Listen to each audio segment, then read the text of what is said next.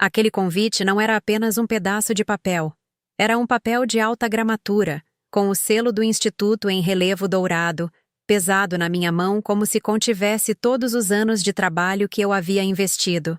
O Prêmio Nacional de Inovação Científica era a validação formal de tudo o que eu havia sacrificado. Noites mal dormidas, finais de semana no laboratório, a vida social que eu mal tive tempo de construir. Eu o segurava com um tremor quase imperceptível nas mãos, de pé no meio da sala de estar num domingo à tarde, com o cheiro do assado de panela da minha mãe ainda no ar e o som do jogo de futebol preenchendo o silêncio. Por um instante, uma fagulha de esperança infantil se acendeu em mim. Pensei que desta vez seria diferente. Desta vez, com uma prova tão concreta, tão irrefutável do meu valor, eles teriam que me enxergar. Eu não queria aplausos exagerados, apenas um reconhecimento, um simples "parabéns, filha, estamos orgulhosos". Era um desejo tão básico, tão fundamental, que chegava a doer. Mostrei o convite primeiro para minha mãe, Silvia. Ela o pegou, e o peso que senti na minha mão pareceu desaparecer na dela. Seus olhos passaram pelas letras douradas por não mais que 3 segundos, um tempo insuficiente para ler sequer o meu nome completo. Então, com a mesma naturalidade com que se descarta um panfleto de supermercado, ela o jogou na mesinha de centro, ao lado de uma xícara de café pela metade. "A gente não tem tempo para essas besteiras de prêmio", ela disse, com a voz seca, cortante, voltando a atenção para a cozinha. "Temos mais o que fazer." A frase pairou no ar, densa e sufocante. Foi como se o som da sala inteira tivesse desaparecido, e tudo que eu conseguia ouvir era o zumbido do meu próprio sangue nos ouvidos. O convite, a prova do meu sucesso, agora jazia ali, rebaixado a uma besteira, um incômodo no meio da tarde de domingo.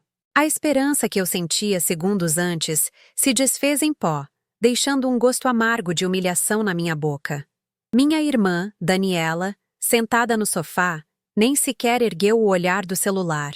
Um sorrisinho de canto de boca, quase imperceptível, brotou em seu rosto enquanto ela digitava.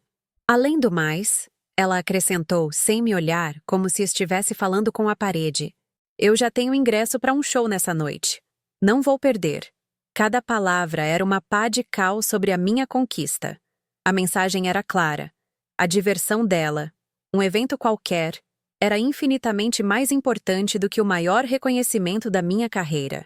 Olhei para o meu pai, Ricardo, em busca de qualquer vislumbre de apoio, de justiça. Ele continuava com os olhos fixos no jogo de futebol na televisão, o rosto impassível. "Deixa, filha", ele disse, sua voz um murmúrio baixo que encerrava qualquer discussão. "Você se vira sozinha, já é adulta." Forcei meus lábios a formarem um sorriso, um espasmo muscular que não alcançou meus olhos. E então, eu disse a única frase que selaria o meu futuro. A frase que encerrava uma vida inteira de tentativas. "Tudo bem." Naquele tudo bem não havia resignação, mas uma declaração de guerra silenciosa. Eles não sabiam, mas aquela foi a última vez que pedi a aprovação deles para qualquer coisa. Naquele instante, a Mariana que esperava por um lugar na mesa da família, morreu. E no lugar dela nasceu outra pessoa. Alguém que entendeu que a única validação que importa é aquela que você constrói para si mesma, tijolo por tijolo, longe dos olhos que se recusam a te ver.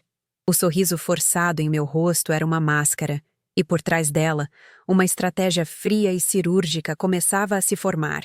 A dor não desapareceu. Ela apenas se transformou em combustível. A questão não era mais, por que eles não me amam? Mas como eu saio disso inteira? Eu me pergunto se você já passou por isso. Aquele momento exato em que a esperança se esgota e outra coisa, mais forte e mais fria, toma o seu lugar. Se sim, você sabe do que estou falando e talvez queira ficar para ver o que acontece a seguir. Aquele "tudo bem" não foi o estopim. Foi apenas a gota d'água num oceano de humilhações silenciosas. Para entender a frieza que se apossou de mim naquele domingo, é preciso voltar no tempo, não anos, mas uma vida inteira. Desde que me entendo por gente, meu papel na família Almeida era claro: ser a rocha, a provedora silenciosa. Começou de forma sutil, com a desculpa de que morar com os pais significava ajudar. Mas ajudar se transformou em arcar com mais de 50% do meu salário de pesquisadora sênior, depositado religiosamente numa conta conjunta que, na prática, era administrada pela minha mãe, Silvia. Meu dinheiro não era meu. Era um recurso da família, um fundo de emergência para os caprichos dos outros. Eu me convencia de que era meu dever, uma forma de retribuir. Hoje, vejo que era apenas a primeira de muitas correntes que eu mesma ajudei a forjar, acreditando que o nome disso era amor e responsabilidade, quando, na verdade, sempre foi exploração. A discrepância de tratamento se tornou irrefutável na época da faculdade.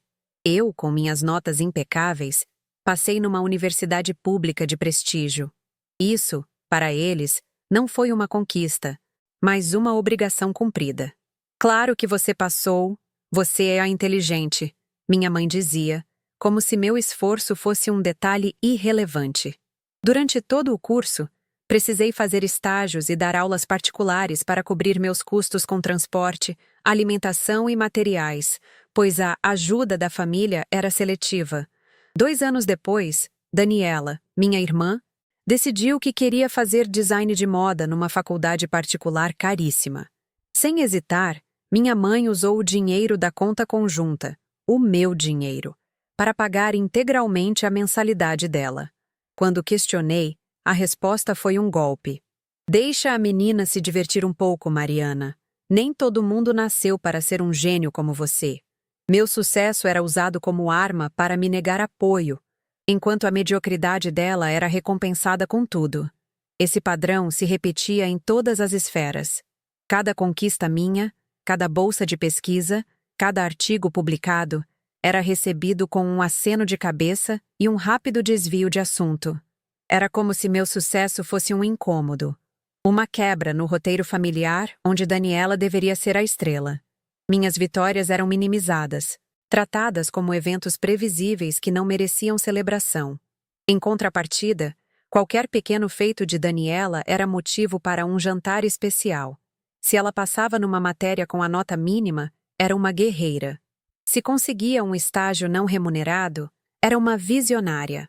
Eu era o pilar estrutural da casa, invisível e funcional, enquanto ela era o quadro decorativo na parede, admirado e elogiado por simplesmente existir. Aprendi a engolir meu orgulho e celebrar minhas vitórias sozinha, no silêncio do meu quarto, para não perturbar a frágil paz doméstica que dependia da minha invisibilidade. A dinâmica de poder era clara e brutalmente eficaz. Minha mãe, Silvia, era a rainha do tabuleiro, movendo as peças com uma maestria assustadora na arte da chantagem emocional. Qualquer tentativa minha de impor um limite era recebida com suspiros teatrais, acusações de ingratidão e lembretes de todos os sacrifícios que ela fez por mim. Sacrifícios que, curiosamente, nunca foram mencionados quando se tratava de financiar os sonhos de Daniela. Meu pai, Ricardo, era a autoridade passiva, o cúmplice silencioso.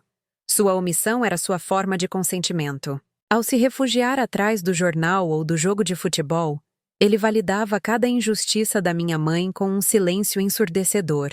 Ele via tudo, entendia tudo, mas intervir significaria confronto, e o conforto de sua paz pessoal valia mais do que a minha dignidade. Juntos, eles formavam uma aliança perfeita de abuso ativo e passivo, me encurralando num papel do qual parecia impossível escapar. Daniela, por sua vez, desempenhava seu papel de princesa da casa com uma naturalidade desconcertante. Ela nunca precisou lutar por nada, pois sempre teve a mim para garantir que o castelo não desmoronasse, e a nossa mãe para atender a todos os seus desejos. Os caprichos dela eram lei. Se ela decidia de última hora que queria viajar no final de semana, o orçamento da família se reajustava magicamente. Se ela brigava com o namorado, o mundo parava para consolá-la. Ela absorveu o favoritismo como um direito adquirido, desenvolvendo uma arrogância sutil e uma total falta de empatia pelas minhas lutas. Para ela, eu não era uma irmã, mas um recurso, Uma provedora de estabilidade cujo propósito era garantir que sua vida continuasse confortável e livre de preocupações. Ela jamais me enxergou como uma pessoa com sonhos e necessidades próprias. Eu era apenas a irmã mais velha, a responsável, a chata que pagava as contas. O desprezo pelo meu prêmio não foi um ato isolado, mas um eco de eventos passados. Lembro-me com uma clareza dolorosa do dia em que fui promovida a pesquisadora sênior, há 3 anos. Foi um marco na minha carreira, o resultado de anos de dedicação exaustiva. Pela primeira vez, quis comemorar. Quis sentir que minha família compartilhava da minha alegria. Reservei uma mesa num restaurante que eu sabia que minha mãe adorava. Planejei tudo. 1 hora antes de sairmos, ela me ligou.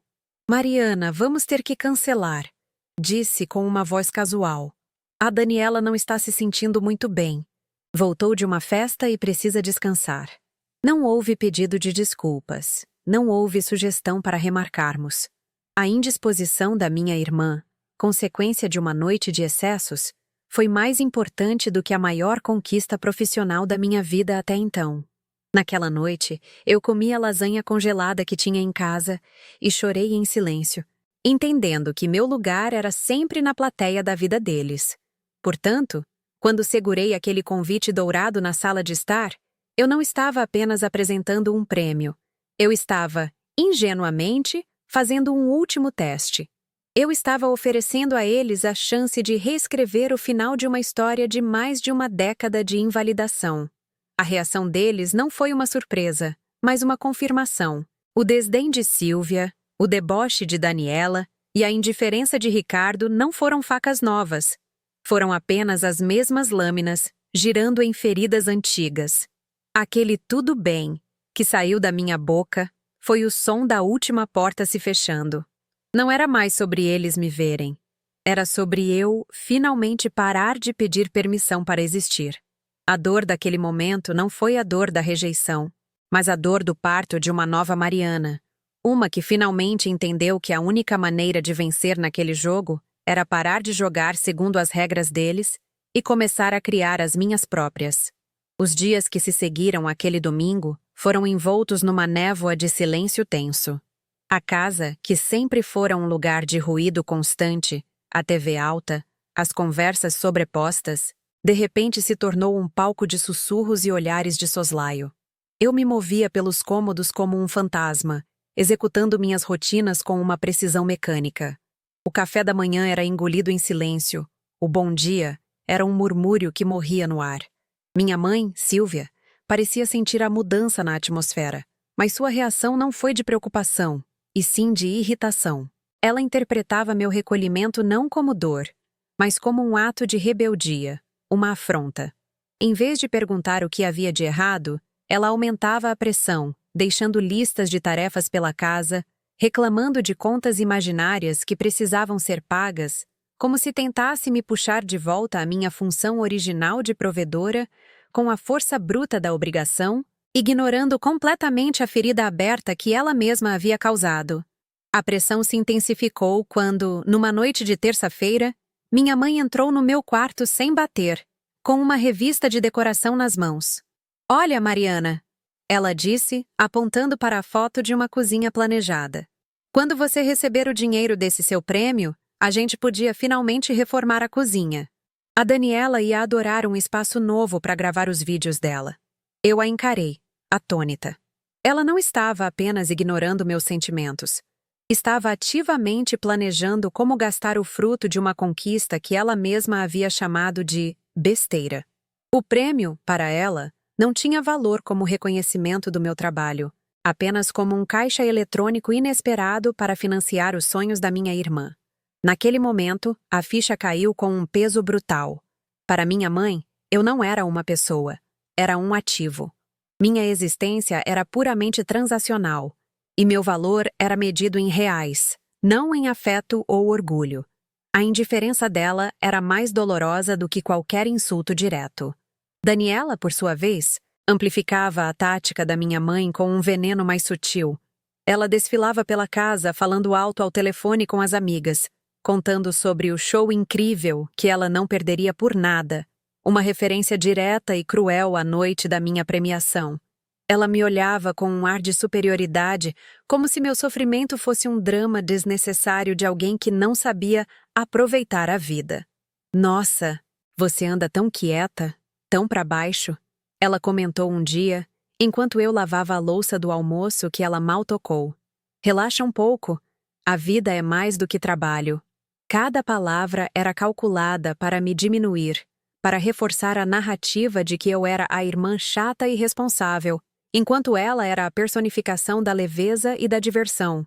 Ela usava a minha dor como pano de fundo para realçar o próprio brilho, uma tática que ela aprendeu com a mestra, nossa mãe. Meu pai, Ricardo, continuava sendo o mestre da omissão. Ele via a hostilidade passiva da minha mãe e o deboche da minha irmã, mas escolhia a neutralidade covarde. Sua cumplicidade era selada com o silêncio. Se eu tentava iniciar uma conversa, ele aumentava o volume da televisão. Se meus olhos buscavam os dele em um pedido mudo de socorro durante o jantar, ele se concentrava intensamente no seu prato.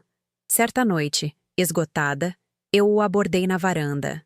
Pai, você não percebe como elas me tratam? Perguntei, a voz embargada. Ele deu uma longa tragada no cigarro e soltou a fumaça lentamente antes de responder, sem me olhar. Mariana, não crie caso com a sua mãe. Você sabe como ela é. Aquela frase foi a pá de cal. Ele não apenas se recusava a me defender, ele me culpava por criar caso, por perturbar a paz que ele tanto prezava. Naquele momento, eu entendi que, para ele, a minha dor era um inconveniente menor do que a perspectiva de um confronto com Silvia. Eu estava completamente, irremediavelmente sozinha. As noites se tornaram meu campo de batalha particular. Deitada no escuro, as vozes deles ecoavam na minha cabeça. A voz da minha mãe me chamando de ingrata. A risada de Daniela me taxando de dramática. O silêncio do meu pai me condenando à invisibilidade. A culpa, uma velha conhecida, me visitava com frequência. Eu repassava mentalmente todos os anos, me perguntando se eu havia feito algo errado, se eu era realmente egoísta por querer um mínimo de reconhecimento. A crença que me aprisionou por toda a vida martelava em minha mente. Meu valor depende da validação delas. Sem isso, meu sucesso é vazio. Era uma corrente grossa, forjada em anos de condicionamento, e cada elo era um sacrifício que minha mãe fazia questão de me lembrar. Eu me sentia uma traidora apenas por cogitar a possibilidade de colocar minhas necessidades em primeiro lugar. Junto com a culpa, vinha o medo paralisante da solidão. O que aconteceria se eu rompesse os laços? A imagem era desoladora. Almoços de domingo em um apartamento silencioso, feriados sem a algazarra familiar, a ausência de um porto seguro para ligar em caso de emergência. Por mais tóxica que fosse, aquela era a única família que eu conhecia.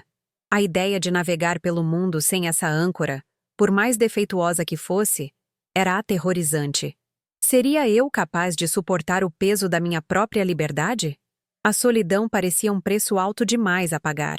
Era mais fácil, mais seguro, continuar no meu papel, engolir a humilhação e manter a frágil ilusão de pertencimento.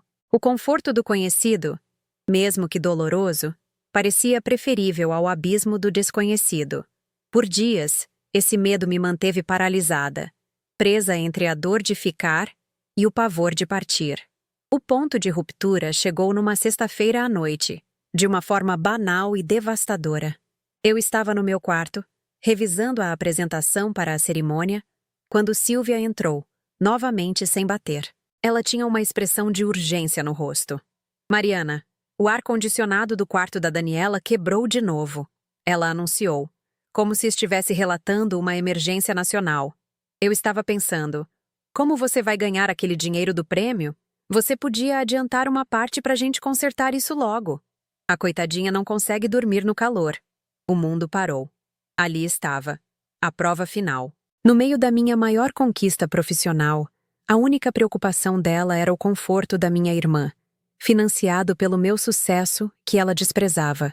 A dissonância cognitiva foi tão brutal, tão clara, que algo dentro de mim se partiu para sempre. Não havia mais ambiguidade. Não havia mais espaço para dúvidas.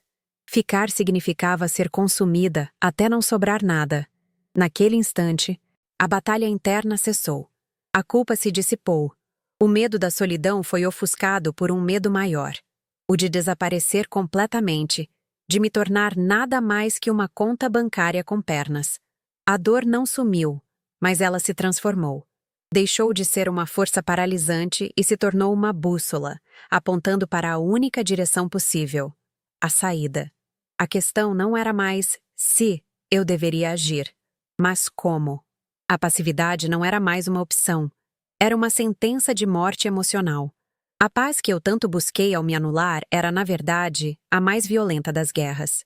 Eu me pergunto se você já esteve nesse lugar, nesse exato ponto de ruptura, onde a dor se torna tão insuportável que a única saída é para dentro de si mesmo, para forjar um novo caminho. Se você já sentiu isso, talvez entenda a decisão que eu estava prestes a tomar. A porta do meu quarto se fechou com um clique suave, um som minúsculo que pareceu abafar todo o barulho do mundo lá fora. A voz do narrador do jogo de futebol, as risadas ocasionais da minha irmã, o som dos pratos na cozinha. Tudo se tornou um zumbido distante e irrelevante. Fui até o espelho, não por vaidade, mas por uma necessidade súbita de ver quem era a pessoa que tinha acabado de dizer "tudo bem", com tanta calma. O reflexo que me encarou era de uma estranha. O sorriso forçado ainda estava ali, uma contração bizarra dos músculos faciais, uma máscara de gesso que começava a rachar. E então, lentamente, eu o deixei cair. Observei-o desvanecer, milímetro por milímetro, até que restou apenas a expressão nua do meu rosto, um vazio exausto, desprovido de qualquer esperança. Naquele silêncio, diante da minha própria imagem, a Mariana que passara a vida inteira implorando por migalhas de afeto, deu seu último suspiro. Não houve lágrimas. Houve apenas a quietude assustadora que precede uma mudança tectônica. Naquele espelho, a verdade se tornou física, inegável. A esperança não se apagou como uma vela. Ela foi pulverizada, transformada em pó, deixando para trás uma clareza cortante, quase dolorosa. Era uma clareza fria, cirúrgica. As emoções que me haviam atormentado por anos, a mágoa, a frustração, a busca incessante por aprovação, recuaram, dando lugar a uma lógica gélida. Era como se meu cérebro, finalmente liberto da névoa do sentimentalismo, tivesse se reconfigurado. A questão que latejava na minha mente já não era mais a pergunta infantil e desesperada de "por que eles não me amam?". Essa pergunta morreu ali, naquele instante. Em seu lugar, uma nova questão, adulta e pragmática, tomou forma com uma força avassaladora. Como eu sobrevivo a este papel e saio daqui inteira? A mudança foi instantânea e irreversível. O objetivo não era mais consertar a família. Era me salvar dela. A sobrevivência havia se tornado a única meta que importava. A autopreservação. A palavra ecoou na minha mente, não como um conceito egoísta, mas como um princípio biológico fundamental. Por 32 anos, eu havia confundido o amor com autoanulação. Acreditava que meu valor estava na minha capacidade de absorver o impacto, de ser o pilar que nunca tremia, a fonte que nunca secava. Agora, via com uma nitidez assustadora que eu não era um pilar, mas a própria fundação que eles escavavam e removiam, pedaço por pedaço, para construir os castelos de areia de Daniela. Ficar significava permitir que continuassem a me desmantelar até que não restasse nada. A decisão, portanto, não foi tomada com raiva ou desejo de vingança. Foi uma decisão clínica, a conclusão lógica de uma análise de dados que durou uma vida inteira. A variável amor familiar havia se mostrado consistentemente nula. Era hora de retirá-la da equação e recalcular a rota baseando-me em fatos, não em fantasias. Meu corpo ainda estava imóvel diante do espelho, mas minha mente já estava em movimento, traçando planos com uma velocidade e precisão que me surpreenderam. As peças do quebra-cabeça começaram a se encaixar, não mais guiadas pela emoção, mas por uma estratégia de retirada. Primeiro, o dinheiro. A fonte do controle deles e a minha principal ferramenta de libertação. Eu precisava separar meu patrimônio, criar uma muralha financeira impenetrável. Segundo, o espaço físico. Aquela casa não era mais um lar. Era o território inimigo, um palco onde eu era forçada a desempenhar um papel que me sufocava. Eu precisava do meu próprio santuário. Terceiro, e mais difícil, a separação emocional. Eu precisava aprender a ser educada, mas distante. Informativa, mas impessoal. Era necessário construir uma fronteira invisível que eles não pudessem mais cruzar com suas exigências e manipulações. Cada passo era uma linha de código em um programa de libertação que eu escrevia em tempo real, na quietude do meu quarto. Não haveria um grande confronto, nem portas batendo, nem um discurso dramático de adeus. A minha revolução seria silenciosa, executada nas sombras, com a discrição de um movimento estratégico num jogo de xadrez. Eles não perceberiam a mudança até que fosse tarde demais, até que o xeque-mate fosse inevitável. Eles estavam acostumados com a minha dor visível, com as minhas tentativas frustradas de diálogo.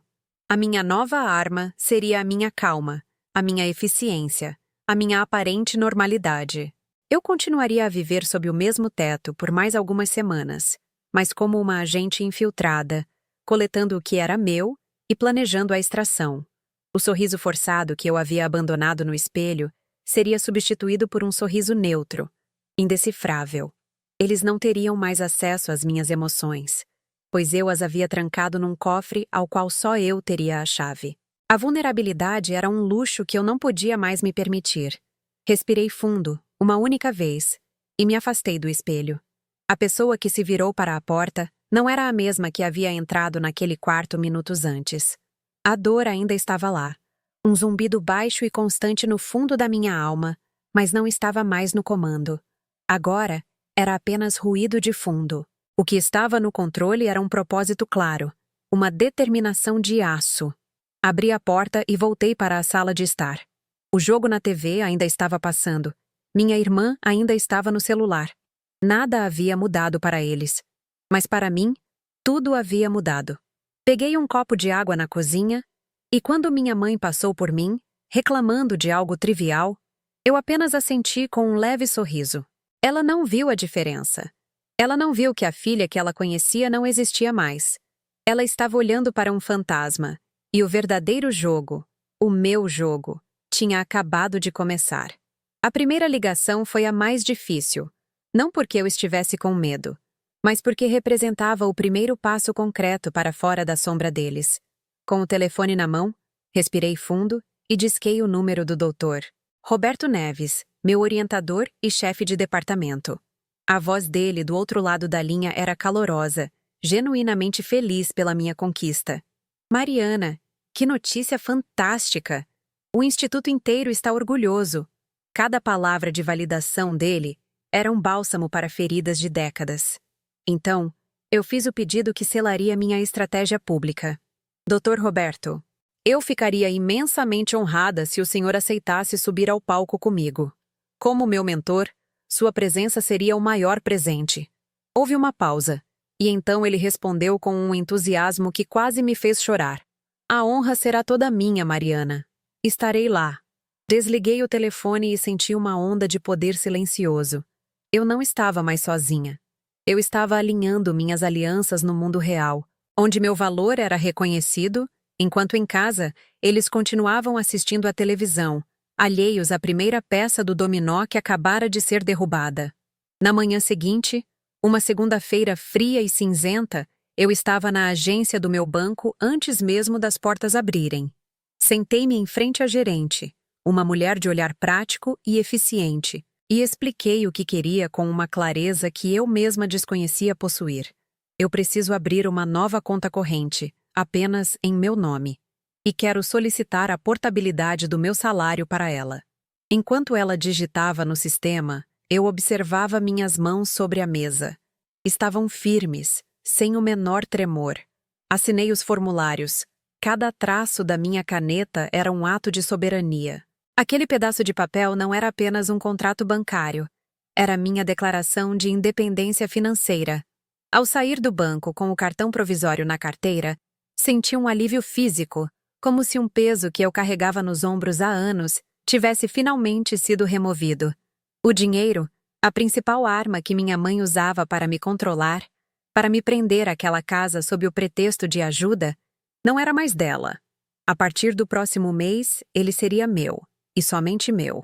O passo seguinte foi executado no mesmo dia, durante meu horário de almoço, através do aplicativo do banco. A tecnologia, fria e impessoal, tornou tudo mais fácil. Acessei a nova conta e programei a transferência automática mensal, o TED, para a conta conjunta. O valor era estratégico, calculado para ser inquestionável. E 2 Is. 500, 00. Era exatamente o valor que havíamos combinado verbalmente anos atrás, antes do meu salário triplicar e minhas contribuições se tornarem a principal fonte de renda da casa. Eles nunca haviam formalizado o aumento, apenas presumiram que meu dinheiro era deles. Agora eu estava usando a falta de formalidade deles contra eles mesmos. Eu estava cumprindo o acordo original, ao pé da letra. Não poderiam me acusar de não ajudar. Eu estava apenas redefinindo os termos. Com um clique, a operação foi agendada. Uma pequena notificação na tela do celular confirmou o que parecia um ato de rebelião burocrática. Era o corte cirúrgico do cordão umbilical financeiro, feito com a precisão de um bisturi digital, sem sangue e sem alarde. Com a muralha financeira erguida, era hora de construir meu novo território.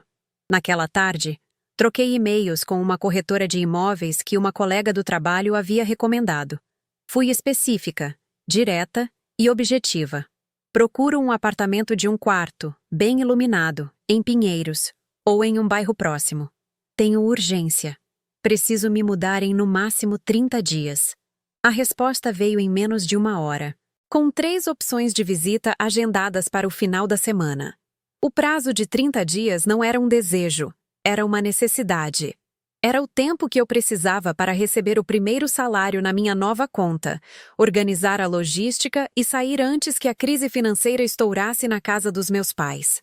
Cada e-mail enviado, cada ligação feita, era um tijolo sendo assentado na fundação da minha nova vida. Eu operava com a eficiência de quem gerencia um projeto crítico, pois era exatamente isso, o projeto da minha própria libertação. E como em qualquer projeto bem-sucedido, o planejamento silencioso era a chave para evitar o desastre na fase de execução. As visitas aos apartamentos foram uma experiência surreal. Enquanto a corretora falava sobre metragem e armários embutidos, minha mente viajava. Em um dos apartamentos, em Pinheiros, a luz do sol da tarde entrava pela janela da sala, iluminando as partículas de poeira no ar e criando uma atmosfera de paz que eu não sentia há anos. Fiquei parada no meio da sala vazia, imaginando minhas estantes de livros contra a parede, meu sofá no canto, o silêncio preenchido apenas pelo som da minha própria respiração. Era um santuário em potencial. Naquele momento, a solidão que tanto me assombrava pareceu diferente. Não era um vazio assustador, mas um espaço em branco, uma tela pronta para ser pintada com as minhas cores, as minhas regras, a minha vida. Vou ficar com este, eu disse à corretora, a decisão tomada com uma certeza absoluta. O contrato de aluguel foi assinado digitalmente naquela mesma noite. O cheque-mate estava cada vez mais próximo. Enquanto a logística da minha fuga avançava, a parte mais difícil era a guerra fria dentro de casa. Eu implementei a política do distanciamento emocional com rigor militar. Parei de iniciar conversas. Quando minha mãe perguntava sobre meu dia, minha resposta era um vago e educado: foi tudo bem. Quando Daniela tentava me provocar com algum comentário sobre o show que ela foi, eu apenas dava um sorriso neutro e mudava de assunto. As mensagens no WhatsApp eram respondidas com monossílabos. Eu me tornei uma superfície lisa e polida, na qual as tentativas de manipulação dela simplesmente não encontravam aderência. Eles não sabiam o que fazer com essa nova Mariana. A raiva deles precisava da minha reação. A culpa precisava da minha dor para existir. Ao me negar a fornecer o combustível emocional, eu estava desarmando-os lentamente, dia após dia. Eles sentiam que algo estava errado, mas não conseguiam nomear. A ausência do meu sofrimento era, para eles, o mais desconcertante dos ataques. A normalidade aparente era a minha melhor camuflagem. Eu continuava a jantar com eles, a assistir a um filme ocasional na sala, a cumprir as pequenas tarefas domésticas. Mas por dentro, eu era uma espectadora. Observava a dinâmica familiar como uma antropóloga estudando uma tribo distante. Via a arrogância de Daniela, a manipulação casual de Silvia, a cumplicidade passiva de Ricardo. E não sentia mais a dor aguda da rejeição. Sentia uma tristeza distante, a mesma que se sente ao olhar para uma fotografia antiga de alguém que você já foi. Eles estavam tão acostumados com a minha submissão que não conseguiam enxergar a revolução que acontecia bem debaixo de seus narizes. A confiança deles na minha permanência, no meu papel eterno de provedora, era a minha maior vantagem estratégica. Eles não suspeitavam de nada porque, em suas mentes, uma vida sem eles era inconcebível para mim. Mal sabiam eles que essa vida não era apenas concebível. Já estava sendo construída, em silêncio e com precisão. Nos dias que antecederam a cerimônia, uma calma estranha se instalou em mim.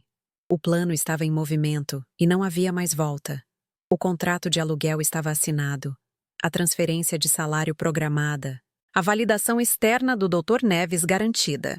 Eu havia construído uma fortaleza ao meu redor, peça por peça, sem que ninguém percebesse. A ansiedade que me consumia deu lugar a uma determinação fria. Eu não estava mais reagindo à dor. Eu estava agindo com base em um propósito. Eu me sentia como uma engenheira que, após meses de cálculos, finalmente aperta o botão para iniciar uma demolição controlada. Eu sabia que o colapso era inevitável. Sabia que a estrutura familiar, construída sobre a fundação frágil da minha anulação, não suportaria o impacto. E eu estaria assistindo a tudo de um lugar seguro. Um lugar que eu mesma construí. A injustiça não seria apagada, mas seria, pela primeira vez, confrontada com uma consequência real e irreversível. Eu olhava para eles durante o jantar, conversando sobre trivialidades, e uma sensação de poder e tristeza se misturava dentro de mim. O poder vinha de saber o que estava por vir, de ter o controle do tabuleiro pela primeira vez na vida. A tristeza vinha da constatação final de que eles nunca me enxergaram de verdade. E agora, quando finalmente fossem forçados a me ver, seria tarde demais. Cada passo que dei naquela semana foi uma pedra no alicerce da minha nova vida, construída na escuridão da indiferença deles. E enquanto eu observava a confiança cega em seus rostos, eu me perguntava se você também já sentiu o poder que existe em se preparar para a tempestade, enquanto todos ao seu redor só veem o céu azul. Se já sentiu, você sabe exatamente a adrenalina que estava por vir e vai querer continuar aqui para ver o que aconteceu quando a chuva finalmente começou a cair. A cozinha, nosso campo de batalha de sempre, nunca pareceu tão pequena e sufocante. Fui convocada para aquela conversa séria no domingo à tarde, o mesmo dia e horário do estopim, como se Silvia quisesse recriar a cena do crime para me julgar. Ela estava sentada na cabeceira da mesa, uma rainha em seu tribunal improvisado. Daniela estava ao seu lado, o celular virado para baixo sobre a mesa, uma concessão rara que sinalizava a gravidade do momento. Meu pai, Ricardo, ocupava a outra ponta, os ombros encurvados, já derrotado antes mesmo da primeira acusação ser feita. O ar estava denso com uma eletricidade hostil. Eles me olhavam como se eu fosse uma estranha, uma traidora que havia se infiltrado em seu meio. E pela primeira vez na vida, eu não sentia a necessidade de me desculpar por existir. Eu estava ali não como a ré, mas como a executora de uma sentença que eles mesmos haviam escrito com anos de negligência e crueldade. Silvia não perdeu tempo com preliminares. Sua voz, afiada como um caco de vidro, cortou o silêncio. Mariana, o que você pensa que está fazendo? Ela começou, a indignação ensaiada transbordando. Depois de tudo que fizemos por você, todos os sacrifícios, é assim que você nos agradece? Nos abandonando? Você é uma egoísta, uma ingrata. Deixou a gente na mão, sem a menor consideração. Cada palavra era uma bala de canhão disparada para me destruir emocionalmente. A mesma tática de sempre. Daniela assentia com a cabeça, os lábios franzidos em desaprovação, como uma coadjuvante dedicada em uma peça de teatro mal ensaiada. Eu ouvi o monólogo inteiro sem piscar. As palavras, que antes teriam me perfurado, agora batiam em mim e caíam no chão, inofensivas. A dor havia sido substituída por uma clareza de propósito tão sólida que nenhuma chantagem emocional conseguiria arranhá-la. Eles esperavam lágrimas, um pedido de perdão. Eles não estavam preparados para o que veio a seguir. Em vez de responder, abri minha bolsa com uma calma que os desarmou. O silêncio que se seguiu foi preenchido apenas pelo som do zíper. Eles me observavam, confusos, a fúria dando lugar a uma curiosidade apreensiva. Tirei o primeiro documento. Era o contrato de aluguel, as páginas unidas por um clipe. Coloquei-o sobre a mesa de madeira, bem no centro, e o deslizei suavemente na direção da minha mãe. O papel, um objeto inanimado, parecia irradiar uma autoridade fria e impessoal. Este é o contrato do meu novo apartamento em Pinheiros, eu disse, minha voz firme, sem um pingo de emoção. A mudança está marcada para o dia 1º. Silvia olhou para o documento como se fosse uma serpente. A menção de um bairro nobre como Pinheiros foi um golpe adicional, um lembrete tangível de um mundo de sucesso do qual eles não faziam parte e que agora eu estava reivindicando para mim. A realidade física da minha partida, materializada naquele contrato, começou a corroer a base de seu poder. Antes que eles pudessem processar a informação, tirei o segundo documento da bolsa. Era um maço de papel mais grosso, um extrato bancário consolidado dos últimos 5 anos, que eu havia solicitado ao banco na semana anterior. Coloquei-o ao lado do contrato de aluguel, criando uma barricada de fatos no centro da mesa. E este. Continuei no mesmo tom neutro e informativo. É um registro de todas as minhas contribuições para a conta conjunta da família nos últimos 60 meses. Virei a primeira página, onde o valor total estava destacado em amarelo fluorescente por mim mesma. Uma pequena crueldade calculada. A soma total é de R$ 248.500. O número pairou no ar, pesado e irrefutável. Era o preço da minha liberdade. A quantificação de todos os jantares cancelados, de todos os sonhos adiados, de toda a minha vida que eu havia investido neles. Vi os olhos do meu pai se arregalarem. Pela primeira vez, a cumplicidade dele tinha um preço visível. O poder na sala mudou de eixo com a velocidade de um terremoto. A narrativa de filha ingrata que Silvia tentava construir havia sido demolida por dados. Ela não podia argumentar contra os números, não podia manipular um extrato bancário. Olhei diretamente para ela, e a máscara de vítima ultrajada havia desaparecido, dando lugar a um choque pálido e sem palavras. Então, eu entreguei o golpe final, a frase que eu havia ensaiado mentalmente por 2 semanas.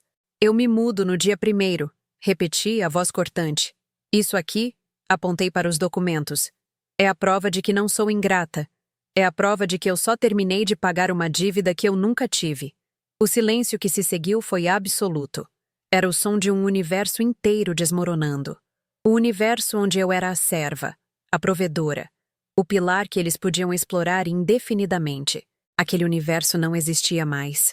O rosto de Silvia se contorceu. A raiva deu lugar a um pânico cru e transparente quando a realidade da catástrofe financeira se abateu sobre ela. Ela olhou para Daniela, e no olhar da minha irmã eu não vi tristeza pela minha partida, mas o terror puro de quem acaba de perceber que a fonte de seus luxos secou. O pacote de viagem, as roupas de grife, a vida sem preocupações. Tudo aquilo estava evaporando diante de seus olhos. Ela me encarou, não com ódio, mas com uma súplica desesperada, a mesma de uma criança cujo brinquedo favorito foi tirado. Meu pai finalmente desviou o olhar do prato vazio à sua frente e me encarou.